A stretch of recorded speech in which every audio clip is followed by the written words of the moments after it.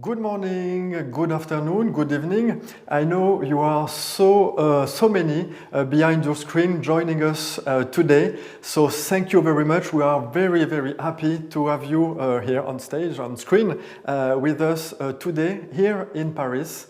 So thank you all for joining us. Thanks for all our moderators. I know we have friends from Hong Kong, from Japan, so they can answer your question and answer all your question about the exhibition, about what we are talking today, and if you have any technical concerns. So we are very happy to welcome you here today. My name is Olivier Segura. I am Scientific Director for l'École, School of Jewelry Art, and I have a great pleasure to be with Valentina, my co-curator for these exhibitions. So Valentina is a PhD specialist in Asian art and ceramics, and she brings all her wonderful knowledge about Chinese culture. So thank you very much, Valentina.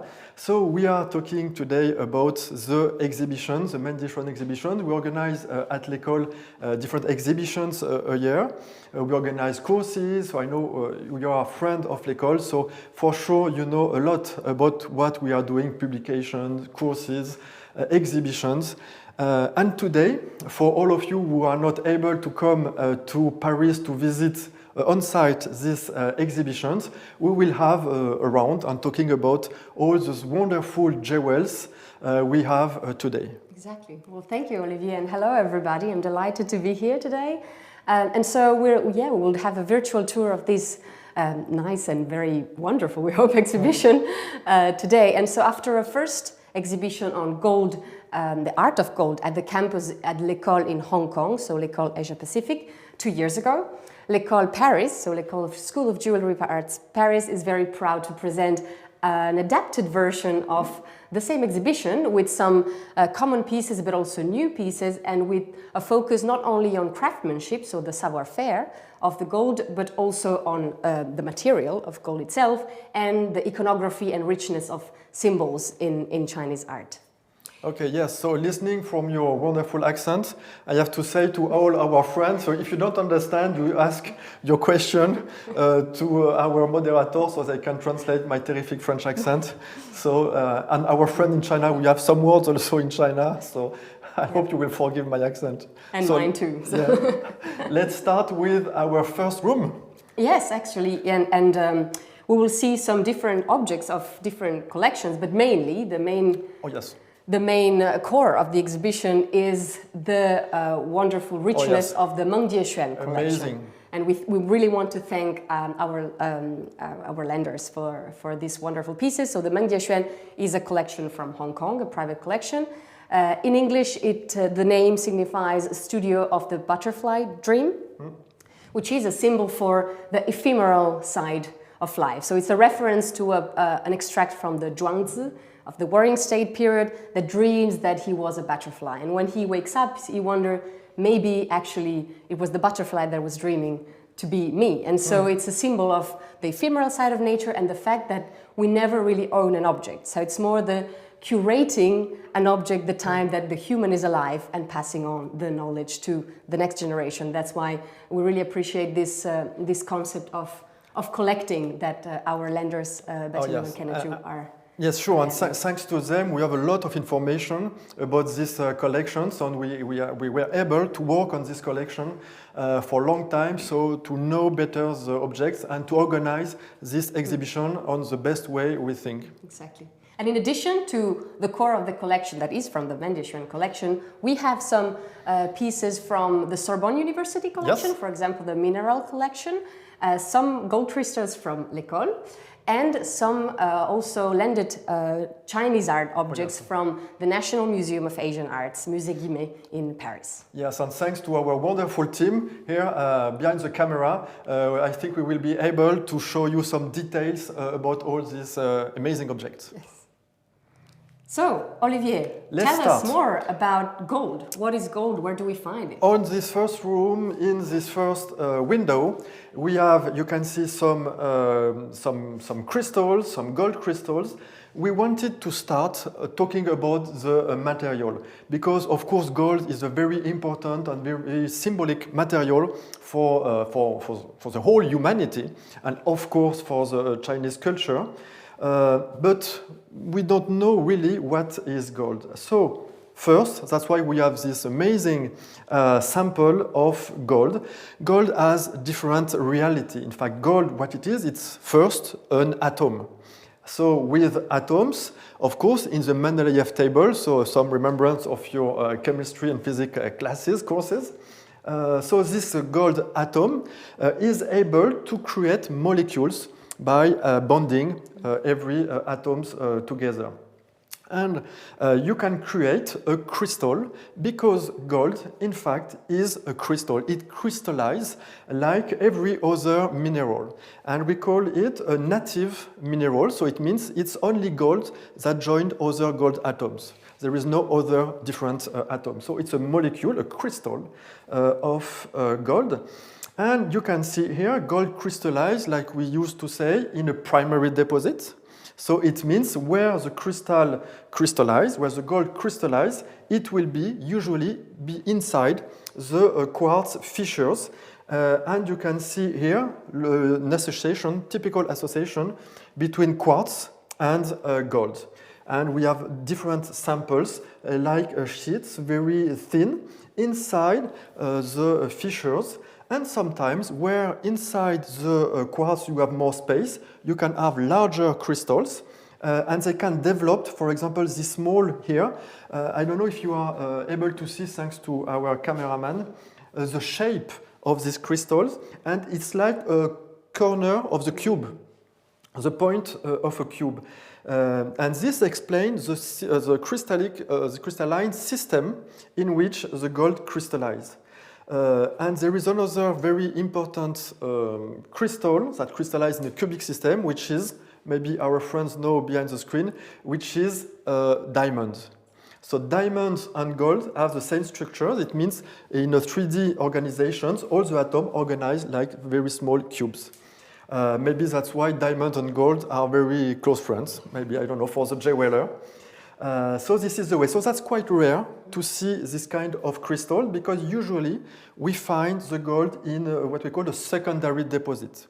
So it means the gold is not found where it was crystallized at first time, but it was moved by erosion and different geological processes. So you find more the nuggets. And for example, here we have one kind of nugget. So you see there is no typical 3D form organization. And this is where you can find it, for example, on some rivers. Mm-hmm. So that's why we called this kind of gold the river gold. And with quartz, we call it the mountain gold. So everything, every part of these windows are from gold. Maybe we have to say that gold is quite rare in China at that time.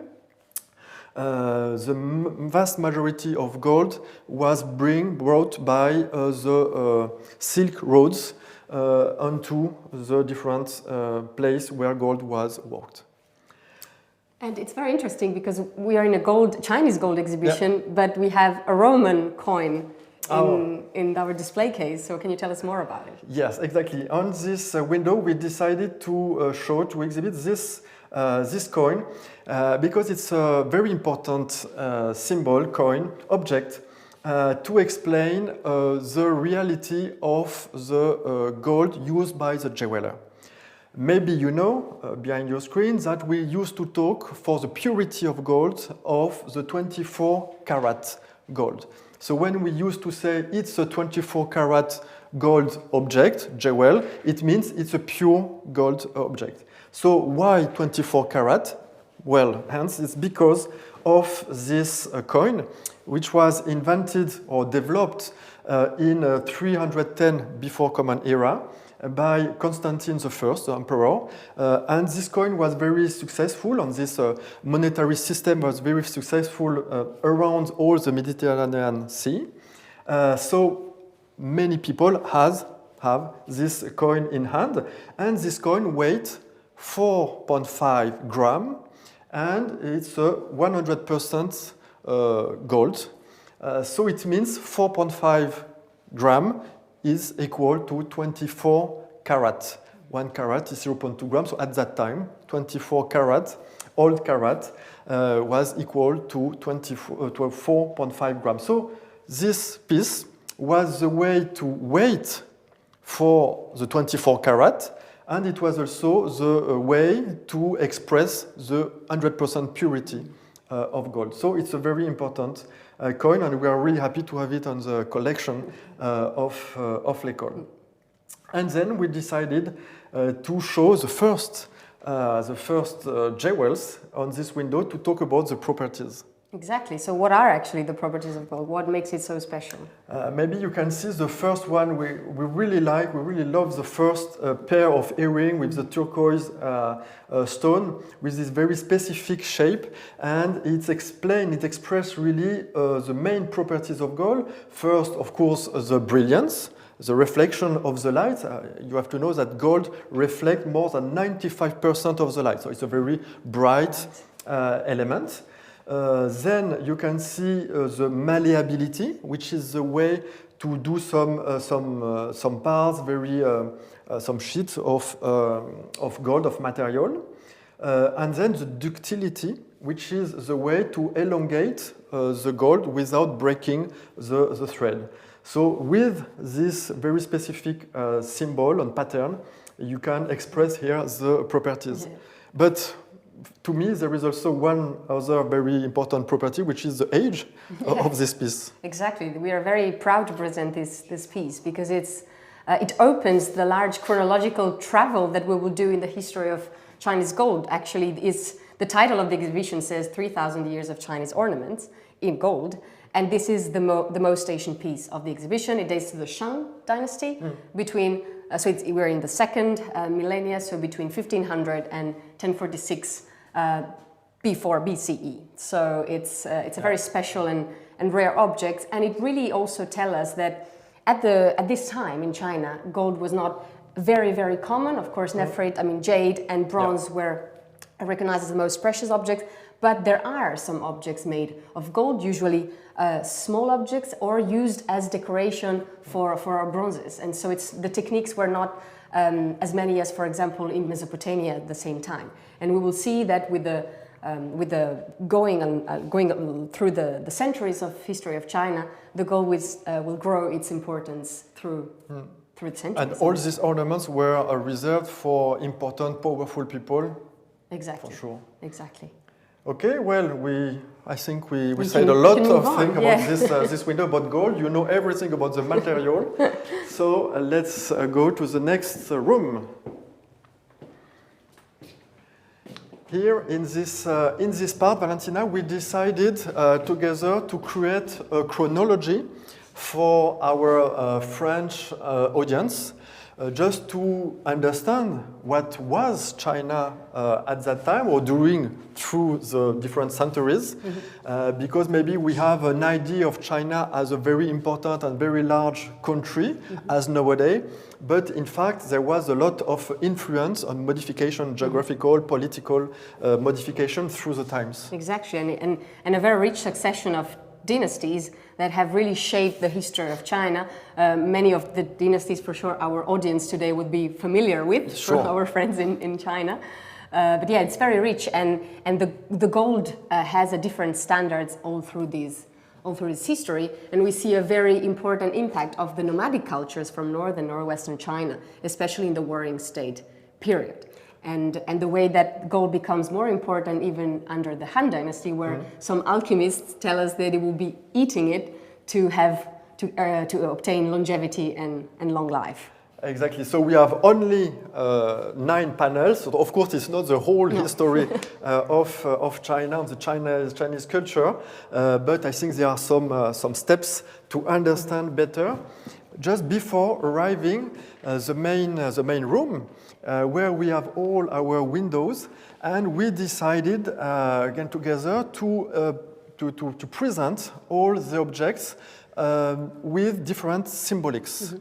We didn't want to have a chronological order because it's maybe a bit difficult to understand the jewels, but with symbolics we think it's a good approach, a good way to understand the Chinese culture and the Chinese jewels. So there will be some display cases that show objects from very different chronological sections of Chinese history. And our first display cases, that is about auspicious objects. So auspicious objects, very famous in Chinese, not only art, but Chinese culture. Of course, there are many symbols that our audience will know for sure today, but they're not straight away very understandable from a European audience if we don't know them. Of course, and we have here many samples, or three here, earrings, pair of earrings with a double gourd. This vegetable, this cucurbitacea, which is a vegetable used to carry some longevity elixir or potions, breuvage. So, of course, they represent nowadays the longevity, and it is still used by our friends in China and in Asia to express and to wish the longevity for the wearer. Exactly, and so it's very linked to Taoism and to Taoist immortals. For example, Li Jieguai, that was always carrying the double gourd with the longevity elixir. And it appears on a large number of Ming Dynasty earrings. So it was a very popular kind of decoration for earrings at the time. But as you can see, it appears also on different kind of supports in Chinese art, like, for example, this blue and white porcelain of the Qing dynasty. Yes, we really like it. I don't know if you can see it clearly, with all the gourd painted on the double gourd shape of the vase. Thank you for the image. And we have this very specific also shape for the earring, so we will see it many times for the Ming dynasty. So that's quite typical. Exactly. And so the Ming dynasty will really actually wear a lot of earrings at the court, of course. And not only the double gourds, but we have some other decorative objects, such as wonderful lanterns. Oh yes, we really like it, this lantern. Oh, when I put my hand on the window, it's slightly moving, so we can see how elegant and refined and very elegant. I don't know which word we can use. That's very amazing to see this kind of object nowadays. Exactly, and so it moves, so it gives a dynamic taste on the object. It has a great technique, right? We have. So here we have Ming dynasty, and we can talk about the techniques because it is filigree. This filigree, I think you are able to see with the close-up. To see it's a very thin thread of metal. So we talk about the ductility.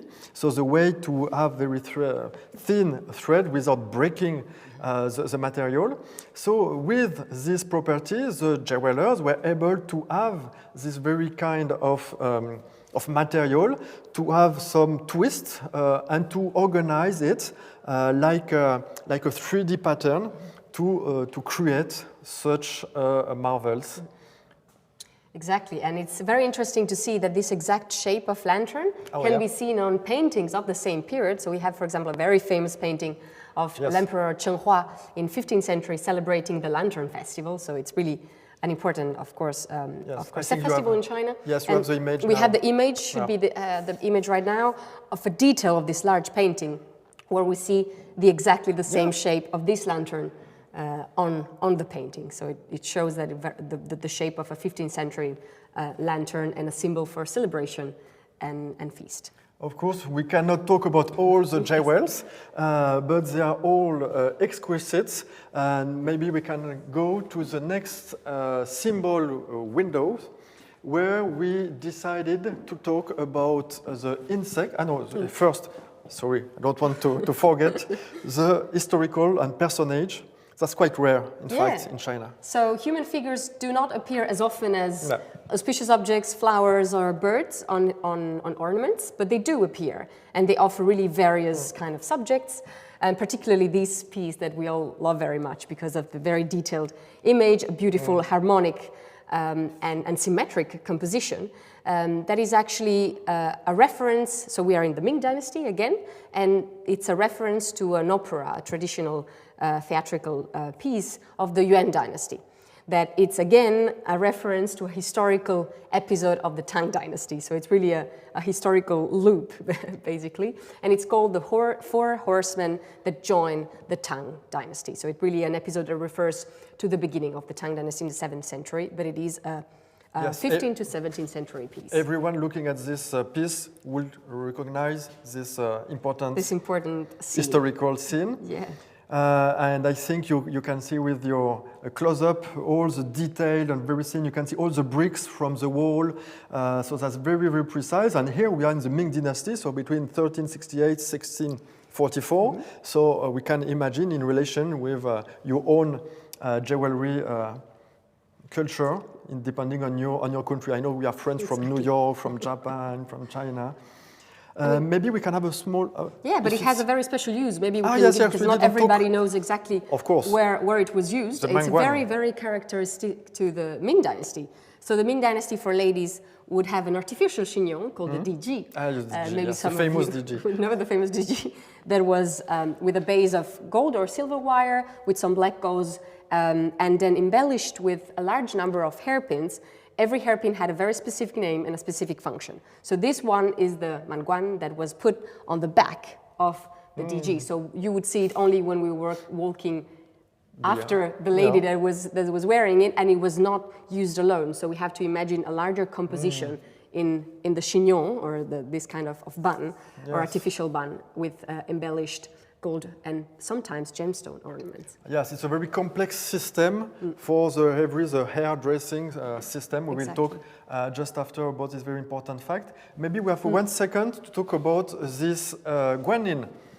Yes, I see our cameraman jumping to the next window, but we stay 1 second more on the guanyin because we think it's quite interesting just to talk about these important figures. Yes, probably it's a feminine divinity, probably a guanyin because it's on what it looks like a lotus flower and brings a pearl as a gift. Yeah. But what we really appreciate, I think, is the extreme technical precision, right? And all this articulated gold wire. Yes, and very, very thin articulation and movement. So that's amazing. We can spend hours to talk about every jewel, every pieces. But now we have to go to our next window, talking about the birds and insects. So we have here our first window talking about insects. So only 2 insects, but wow, what pieces, what kind of pieces we have here. They are really amazing. This beautiful butterfly. Dragonfly. Dragonfly, yes, it was the word I was. Dragonfly, very interesting with some moving wings. And we wanted to highlight this cicada. Very important cicada with filigree, with pink stone glass. But all this cicada is expressing also the longevity.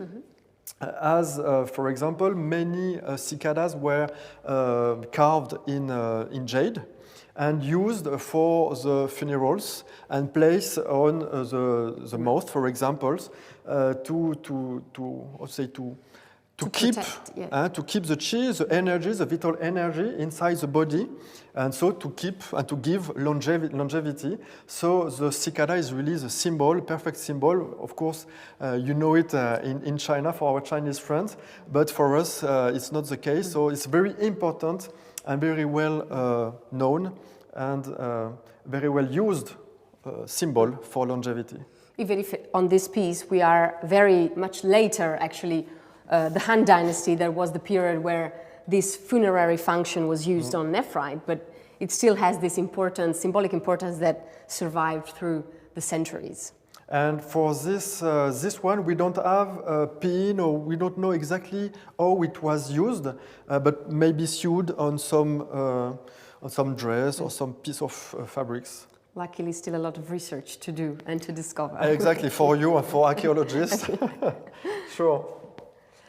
Maybe we can have a look if our camera operator can see this double hairpin.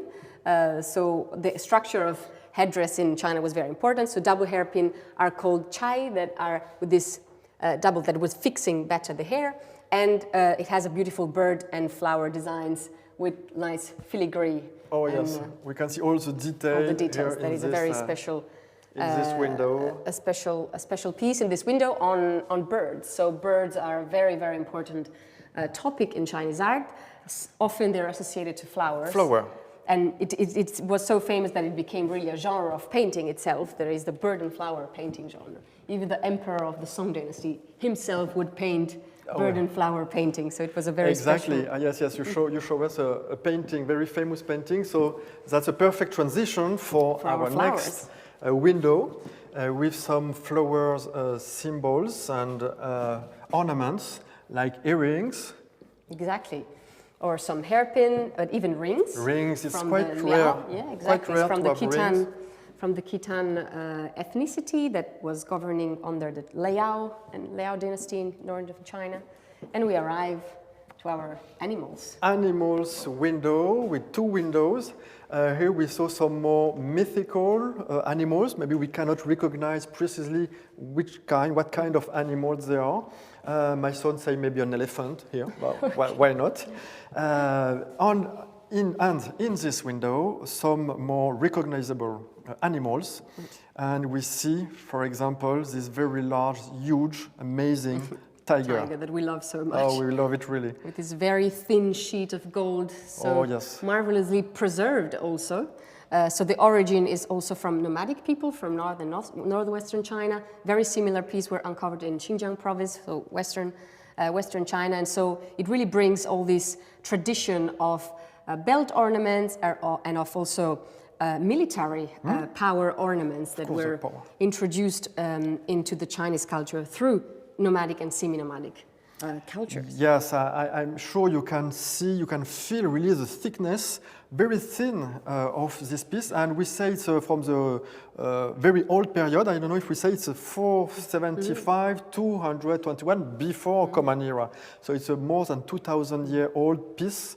And that's really amazing. I cannot hold the piece when we received it because it was so thin, so fragile, so elegant. So we don't want to touch it. We don't want to put it on a stand. Yeah. Just put it here like this. And thanks to our lenders, we present it like a jumping tiger. It's not standing, it's not a reclining, but it's really... in this combat and fighting on movement attitude, yes. Very, very aggressive, but also powerful at the same time. So thank you for this displaying suggestion to our lenders. That's a great piece with a lot of success in the exhibitions. Yes. Now, Valentina, we have to talk about two very famous and important symbols. I'm sure all of our friends know these two symbols, phoenix and dragon. Exactly, and so phoenix and dragon are a central part, not only in Chinese culture, but also physically in the exhibition. So they share the central part of the room. And we decided to put them together, often because they are seen as a couple, especially in the later imperial period, where the phoenix would represent the empress, so the feminine imperial power, and the dragon would represent the emperor himself, so the female and the more male dichotomy. Then, of course, dragon would also be used on female ornaments, because sometimes the dragon would be linked to imperial power, as we will see later. Exactly. I have to train my Chinese, so it's a Feng Huan. Yeah, exactly. Here we are. Here we are with the Feng Huang in China. So Feng and Huang can be two different birds. The Feng can be a male and the Huang can be a female. But usually when there is only one phoenix, it's more often associated to femininity. And that's why it appears on a large number of female jewelry, such as hairpin or hair ornaments, such as this, one of our favorite pieces of the exhibition that is actually the poster of the Paris exhibition. We really love it, for sure. You have it, you've seen it on our invitation, on the poster maybe. Everywhere we try to have it, it's our friend now in Paris, we can see everywhere. So it's an amazing piece. very delicate, very thin, very refinate. It's a Song dynasty. We didn't say that. Song Absolutely, dynasty around 1000 between the 10th and the 13th century, exactly. Common era. And you can see with the close-up probably that it's not one single piece of gold, but in fact there are two sheets of gold, very precisely carved and stamped and chiseled. And these two parts are organized all together. So it's a very thin, very light hairpin. And we can say this piece is 1,000 years ago and is in a perfect condition because, of course, it was probably used by a very important person and it is a very important symbol. So everyone from this time keep it in a very perfect condition. Yes, and has been brilliantly preserved. Really. Oh yes, that's really a stunning great piece. Oh, here you talk about the two phoenix because we have probably one male and one female on this. Usually, when a couple of phoenix, it could be one male and one female, and sometimes it is a wish for a happy relationship and marriage. Happy marriage. So we wish you a lot of male and female phoenix. Yes. Phoenixes? Phoenix?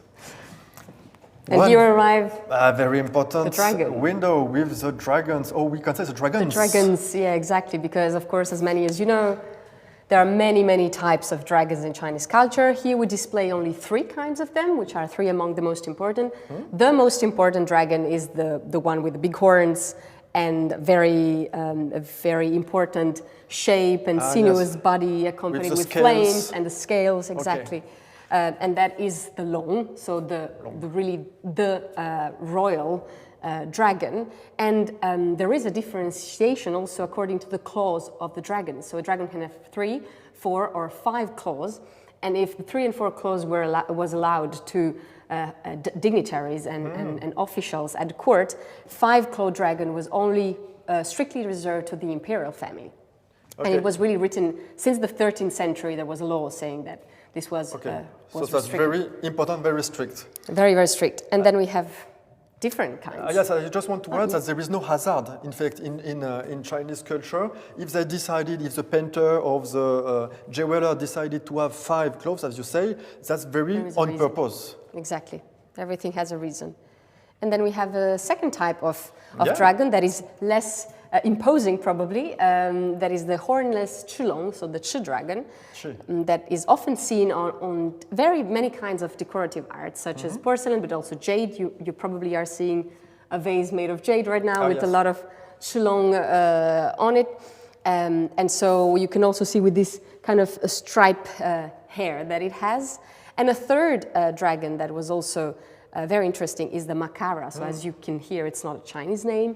It's actually a Sanskrit name because it is not a Chinese dragon. Originally, it comes from the Hindu repertoire. And it was introduced in China through Buddhism and was very popular under the Liao dynasty in northern China and was used on earrings such as these 3 very interesting pieces. And it means like a fish. Exactly, it means fish dragon or dragon of the sea in Sanskrit. So these are 3 of our.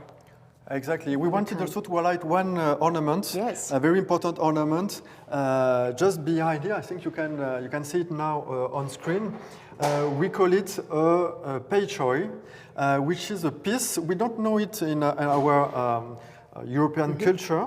It's a piece sewed with the charpei, is it correct? Which is a piece of fabric. And this is like a weight to keep the fabric on the right position. So we can imagine the ladies wearing this kind of ornament so elegantly sewed on the charpei. And you can see here we are on the window of dragons because we have 2 dragons, the long dragons, the very maybe they are fighting for the pearl, the flam pearl of wisdom. Exactly, and so dragon is very often associated to a pearl. Sometimes it's actually made of pearl, sometimes it could be made of other gems, or sometimes just a bowl of gold. Of gold, brilliant and shiny, like you see in a different part of these ornaments.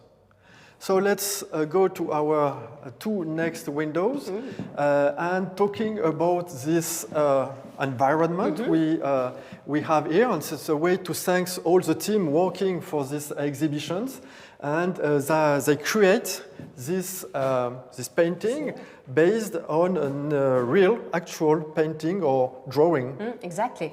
So the scenographer, or the graphic designer of the room, had this idea of opening some windows to like a literati room where we could see a beautiful Chinese landscape, and they used an existing painting held in the Metropolitan Museum of Art dating from the 11th century of Tuding, so a Song dynasty painter, but of course it was reworked with new colors and of course cutting it for this window effect. So it's very peaceful, and we feel like we are in a peaceful pavilion part of China, thanks to this painting. And this is the way to arrive to the last two windows. We talk about symbols a lot in the different previous windows, but here we wanted to talk about a symbolic system with the hairdressing and the belt art. Exactly. So the headdress, that, as we've noticed before, is such an important part of Chinese ornament. Probably more than what it would be in the history of European jewelry. There is a richness and huge variety, not only in the whole history of Chinese ornament, not only in materials, but also of shapes, of uses. We've seen the DG for the Ming dynasty, and in the last imperial dynasty, we have the Manchu dynasty, so it's a Manchu ethnicity that ruled from the 17th century to the end of the imperial era, at the beginning of the 20th century, that introduced a very specific ornament called the bianfang. The bianfang, this very important ornament, but what it is exactly?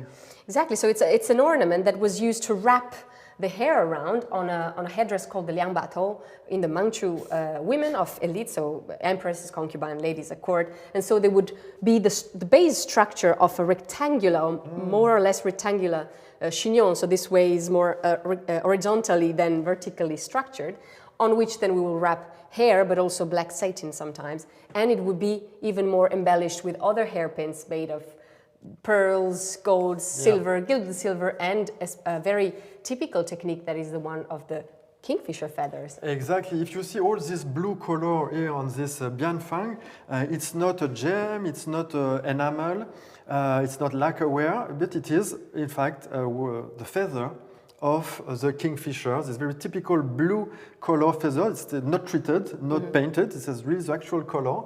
And that's maybe an oldest techniques, but we don't have so many examples. But from the Qing dynasty, we have some ornaments, some samples with this blue feather. And that's quite an exquisite technique, which bring a lot of sparkling, a lot of colors for the ornaments. And maybe we could do a focus on the central bianfang, that is a larger shape that has a subject that we really appreciate, that is the subject of the three friends of the winter, with the bamboo tree, the pine tree, and the prunus tree that are together. So the three plants that survive the cold of the winter, and that represent Confucian virtues of resilience, acceptance, and also humility. And so it was a very special virtue and special subject. On Chinese art. Do we have to point it on the squirrel? Just yes, the center? very little squirrel on because the center. Because there's a lot of poetry, a lot of elegance, but still some humor in a lot of ornament and objects. And again, we are really happy to present you for those who cannot come, because that's so elegant and so important for us. We did not say that's the first time we have in Europe the presentation of a collection of Chinese jewelry. Only dedicated to Chinese jewelry, exactly. So that's really important for us. And we are arriving at the last display case. Next to the art of headdress, we have the art of belt. That is another very important element in Chinese ornament. Why it is so important, except for holding the pants? Exactly. Well, it had first a practical use, right? So the belt comes from nomadic culture originally, and nomads ride a horse. So we need, they would need a belt on which they would attach small objects, but also, like a sword, also the sword, exactly. So it would be very important also with this military power, because it was a place where they would have to fix the sword. And so the nomadic history is very important, but with the history of Chinese culture, this only functional and military power, symbolic importance, was not the only one, and we'll see even a different symbolic importance linked also to just imperial power in general, not necessarily only military power. And also on some objects, a combination between this heritage of the nomadic culture and the traditional Chinese literati culture, where we see this very interesting literati playing the sitar, the Qin sitar, that was the favorite instrument of Confucius. Yes, you promised us to play the sitar for us one day, so we are waiting, still waiting. Yeah. Maybe we have 1 second to talk about this one also, because we talk about the long, about the dragons. On this ornament, gold ornament, we have a wonderful long dragons. And if you have a really nice close-up, you can maybe count all the claws. And it's a dragon that is accompanied by a cloud scroll that take the shape of the Rui head. Yes. So this very important auspicious design, also linked to the mushroom of immortality, the Lingzhi. Yeah, so many great objects, ornaments. That's why we call the exhibition about ornaments. We talk about ornaments and not only about jewels, because you have belt, you have belt hook, of course earrings, bangles. Many different pieces of jewelry art, exactly. And ornaments. Exactly. And we wanted also to highlight these portraits about the emperor, Yongle, and the empress, Ren Qiuwen, because they are with new colored, of course, by our illustrators, showing and talking about the gold ornament. Exactly, and it was very interesting for us to show the importance for an imperial couple of the belt and of the headdress. So the Emperor Yongle of the early 15th century decided to have this official portrait with one only ornament that is, apart from obviously this beautiful 5-clawed dragon dress, but the only golden ornament is a belt. The only ornament is a belt with gold and gemstone, and not only it is the only ornament, but it also holds it, and so it shows that is a very important sign. And there is no hazard. If he holds it, that's really for a purpose, for a reason. Exactly, he wants to show that is the main objects to look at, actually, and is really a symbol of his power. And on the same time, the empress wears this incredible phoenix crown, so they're called phoenix crown, the Fengguan, that don't have only phoenix, they have many different elements, with a 5-clawed dragon in the middle, showing the imperial part of the family, two parallel phoenix hairpin that we see are Ming Dynasty evolution of the Song Dynasty phoenix hairpin that we've seen. But they really look like the same. They're very, very close, with a different stylistic from chronological order, but it's very much the same kind of objects. And of course, this large number of gemstones, pearls, also kingfisher feathers, and the pair of earrings and double gourd that we've seen at the beginning of the Maybe we can have just one word about the gemstones, because maybe you noticed that in the exhibitions there is not so many gemstones, but here on these portraits you have many gemstones. So what happens in history to change the idea and the taste for gemstone? So gemstones in China arrive relatively later than in Western Asia and Central Asia, for example. So under the Tang Dynasty, we see a larger number of gemstones arriving in China through the Silk Roads and the caravan routes.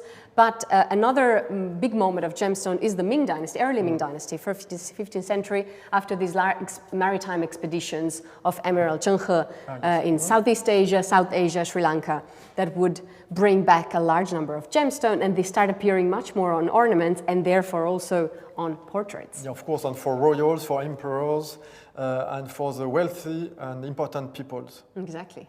Well, thank you very much, Valentina, for all this knowledge. Thank you all for your attention. I'm sure you have a lot of questions for Valentina. And we have to welcome our friend Céline, who was behind the screen and now on stage with us. Yes, so thank you. Pleasure. Thank you, Céline. And our friends have maybe a lot of questions. Yes, Olivier, we have lots of questions, and it's a big pleasure to share those questions with you. So for both, perhaps about the granulation in China. When did the granulation arrive in ancient time, in ancient China? Oh, that's a good question. Yes. I don't have it in mind, but maybe you have the date. But I know that granulation is a very old techniques and very complex techniques that appear very long time ago in Middle Asia and was brought by the Silk Road. But do you remember the Han Dynasty, more or less, there is an increasing arrival of objects. I don't know if we can show the... Yes, we have only one. Can we we show have one object? one object. Well, thanks for our friends running to the Le Peigne in the window here. Yes, come we back. go out of the. Ça y est, thank you. To show you the small object we have with granulation. We have only one in the collection presented here. In Paris. And they're very thin. You can see maybe on the screen now the very thin bowl for the granulation technique. Thank you for this first question and answer. For the second question, are all those items from Ming Dynasty are pure gold? Items which are in That's a good question. this collection. Yes. Most of them, but not all of them. No, we have different techniques. In fact, the vast majority of the ornament here presented are in pure gold. But sometimes they are made of silver, gilded silver. So it means with very thin layer of gold on the top. And sometimes it's like a very more important sheet of silver applied on bronze, for example, ornament for belt hook. We have this case in the window. And we have lots of questions about jade.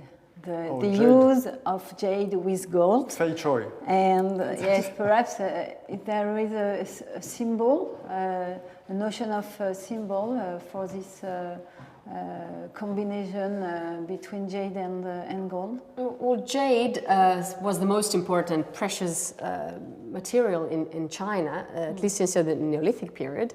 And so associating it with gold, that is in the Imperial period, another one of the most important precious metals, it was really to showcase the wealth, the richness, the status. And so associating nephrite at the beginning and then jadeite later. Wood to gold was really to display the power. And an interesting comment we can do on the portraits of the Ming emperors, for example, because Emperor Hongwu, that is the previous emperor in the early Ming dynasty, he displays his official portrait with a jade plaque belt. And his successor, Yongle, and then the Emperor Xuande, decide to show a belt with gold and gemstones belt, which shows also the evolving of the conception of importance of jade, gold, and how these could be sometimes combined or sometimes used separately. And about gemstones, do you think that goldsmiths use also gemstone, for example, into the same workshops you talk about before, coral, turquoise? That's a good question. I don't have information about that. We have information about, especially for Ming and Qing dynasty, for these imperial workshops, for example, the Inzuoju in the Ming dynasty, where they would prepare gold objects, and I suppose these gemstones were set in gold might have been at some point used in we can have a comparison with what happened nowadays, which is, of course, the gemstones are set by the jeweler. So, of course, they are cut and faceted by a different artisan workshop. But after, when they are ready to use, of course, the jeweler will use it and integrate all the jewels inside the pattern of the jewel. And could we say that goldsmith, for example, was inspired by another culture, for example? Where they come from, all these goldsmiths? Yeah, there is a large impact of Western Asian and Central Asian influence all along the history of Chinese gold, which doesn't mean there aren't some golds that really show the particularity and the peculiarity of Chinese culture. But of course, they use some techniques. We talked about granulation that was coming from probably Mesopotamia, correct me if I'm wrong, or filigree technique that arrived much later in China. So there are techniques that really strongly had an impact on the history of Chinese ornament and on Chinese gold. Yeah, but I mean maybe some craftsmen and workers came also from the Silk Road. So maybe they were Chinese artisans, maybe some foreigners, artisans coming to work to China. Exactly. So that's a way of research, I think. And another question about gold in actual China. Could we say something about gold in? We can talk on the material China, part yes. first, maybe if you want. We say that at that time, what it means 200 or 2,000 years before Common Era, there was no gold in China, but nowadays China is the first main producer of gold thanks to two main discoveries of deposits in China. Yeah. So China is the first gold producer. So of course now they have access to a lot of gold, of materials. And what do they do? Well, as our Chinese friends and Chinese audience listening to us, they for sure know that modern Chinese jewelers still use gold, and they use it on more international designs, but also on very traditional Chinese designs. Yes. I've seen lately in Hong Kong some double gourds made of gold in modern jewelers, or some phoenix hairpins. So some of these objects that we've seen have actually come until today in our image. Yeah, so of course the symbolic system is still in a traditional way. Yes. I know our friends in China are very, this is very important for them to follow this traditional way, and of course symbolic system. Thank you very much. Perhaps the last question about hairdresses. Some of them were used by men also, or not? Headdress, but yes. Not just headdress, even some earrings could have been used by men. Headdresses, there were different kind of headdresses. Bianfang would have not used by men, that had another headdress in the Manchu era, but there are a number of headdress. Sometimes on the Ming Dynasty crown, so this would be made of black gauze, but it could have been embellished by golden dragons. We have some excavated pieces in archaeology that shows that some gold ornaments were used also by men. So thank you very much, Valentina. Thank you very much, Olivier, and thank you very much to the team for all this question. And you can follow the news from l'école to our social media. Yeah, sure. Yes, and the exhibition is open until April, until the 14th. 14th of April. So if you travel, please don't hesitate to come. Send us an email, and we will be happy to have you here in Paris. Yes, thank you very much, and see you soon for a new conference. Thanks everyone. Thank you. 谢谢大家的关注。Bye bye.